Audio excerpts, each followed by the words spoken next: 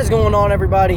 I'm just heading back from Virginia. I got done just visiting my cousin for a couple of weeks, and while I was there, a lot of people are talking about the Orlando shooting that happened down in the gay nightclub in Orlando, Florida. Everybody's talking about how, we need to ban guns, and about how, guns kill people, and how this, that, and the other. Y'all just need to shut your mouths.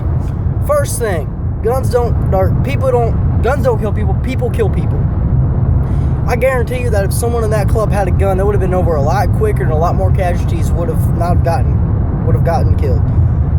Second thing, the government is the one who let that happen. The reason that the attacks have been happening, the reason that everybody is trying to go after gun control is because Obama is a coward, first of all, and second of all, he wants you to give up your guns. He wants you to give up your guns so that way when the people you trust in the government, the people you trust in the judicial branch and the executive branch and all these other branches, especially the executive branch, the police officers and everything, turn on you. They want you to to give your guns up. That way they can shoot you down like a dog, like that kid did in Old Yeller.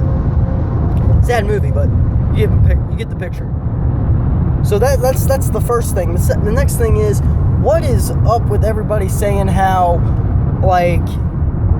we shouldn't have military-grade weaponry? To a certain extent, I agree. I mean, you don't need 30 rounds of ammo to kill a deer. But the Second Amendment is not about killing a deer. The Second Amendment is about protecting and defending those who try to harm you. ISIS, for an example, have been coming into the country, and yet you want more refugees in.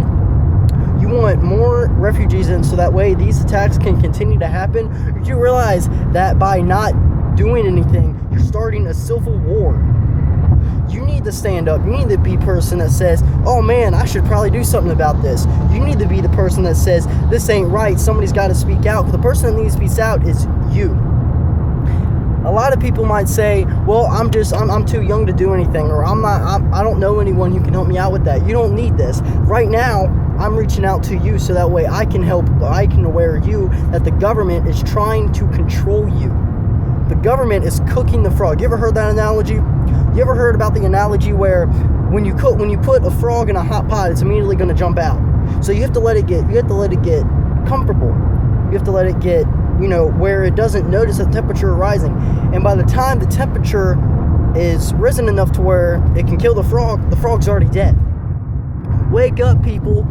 The government is raising the temperature. The government is trying to take everything blind. They're already trying to mostly taking away our First Amendment. I mean, I got a rebel flag in my trunk, and I probably won't even be able to wave it outside because I'll have police knocking on my door telling me to take it down.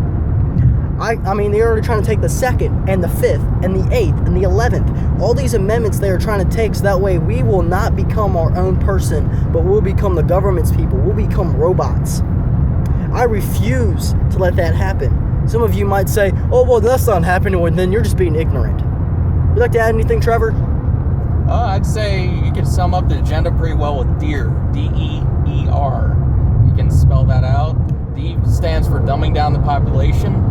E stands for economic destruction. Second E, expansion of the police force until it's militarized. And then R, as you said, taking away your rights. That's about it. You heard it here first, America. This is Josh Douglas signing off, and next week we're going to be talking about the rebel flag.